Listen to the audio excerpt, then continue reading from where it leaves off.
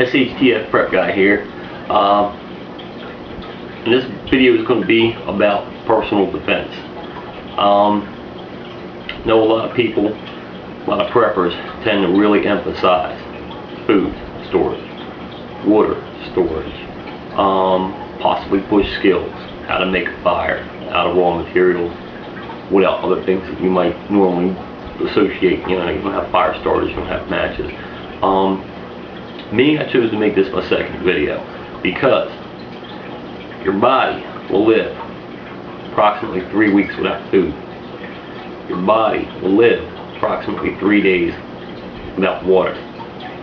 However, without your lungs functioning to put oxygen in your bloodstream, your heart functioning to put the oxygenated blood transport to your brain, and your veins being intact and your blood system being intact to deliver that oxygenated blood to your brain, you die in 3 minutes without oxygen to your brain.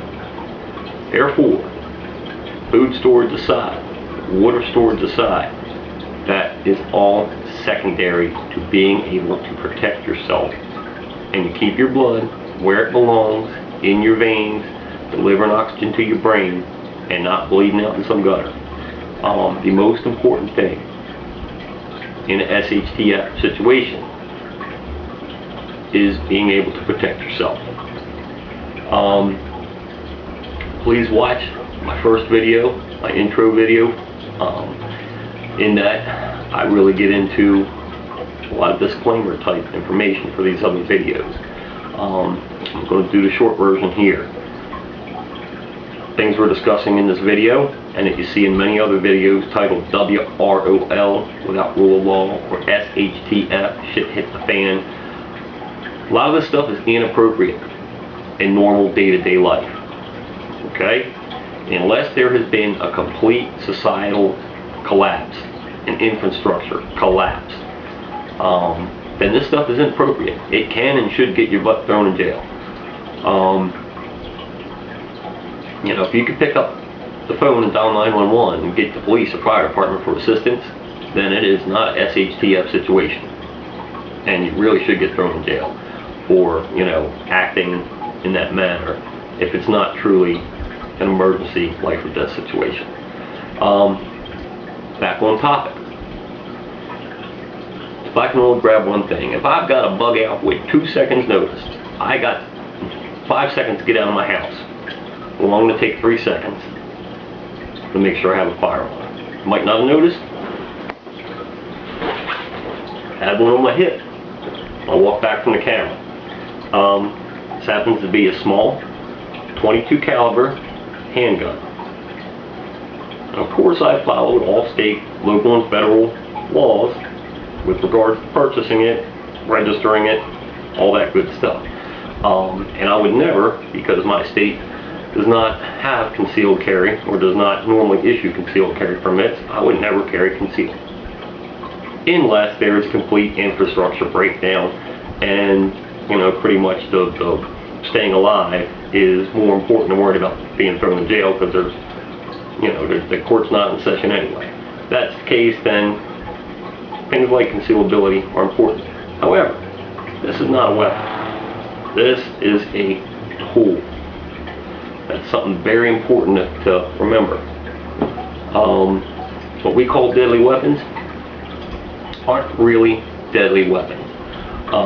There's really only one deadly weapon known to man, and that is the human brain with the intent to do harm to another human being. The rock on the ground is just a rock. It is only when somebody picks that rock up with the intent to harm another human being, now it is a weapon.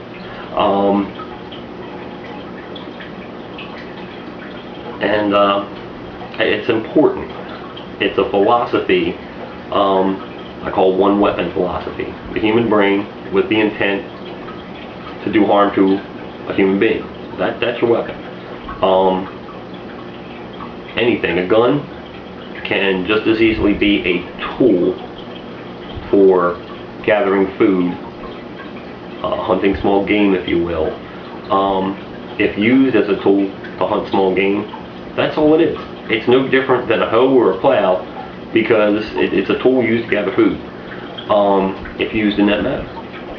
A good example would be the numerous times in my life that I watched a police officer, or an MP, military police officer,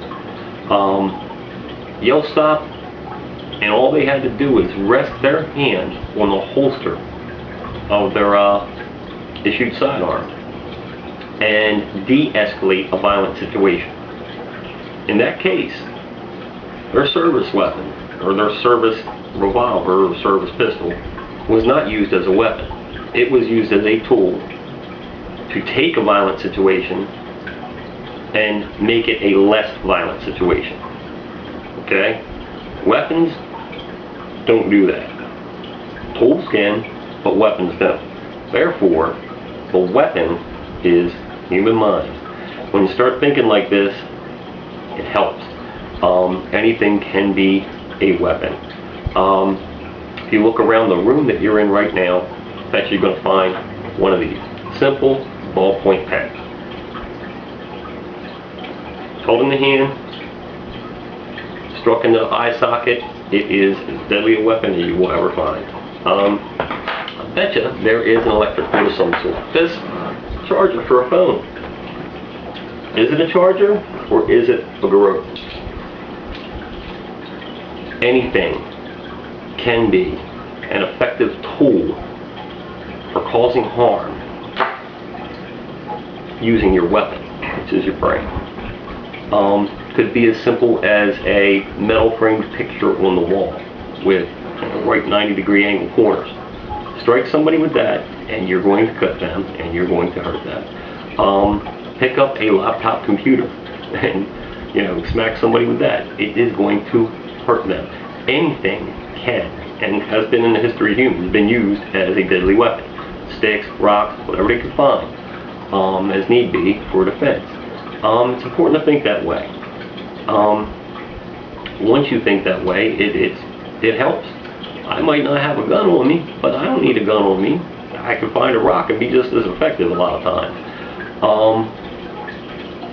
Thinking in that manner, when you think of the one weapon philosophy, it helps. It helps see possibilities. And when you think that way, hopefully after watching this video, your next walk around the neighborhood, you'll just walk around and you'll say, oh look, there's a kid's jump rope laying on the sidewalk. There's a garrote. You look and you say, oh, there's a prick. There's a bludgeon. A car antenna. It's usually pretty easy to snap off a car or just unscrew, and you've got yourself, a small steel rod capable of breaking bone, lacerating flesh. Anything can and should be employed as a weapon if your life or the life of a loved one depends on it. Now, we all want to be moral people here. These videos, and most people out there on YouTube, their videos on what to do in a shit hit the fan situation, they're not to be employed during normal life. It's only in a complete infrastructure breakdown where things like this come into play. And with that, I am going to end this video. This is part 1. There will be part 2 on the self-defense video coming up shortly. Thank you.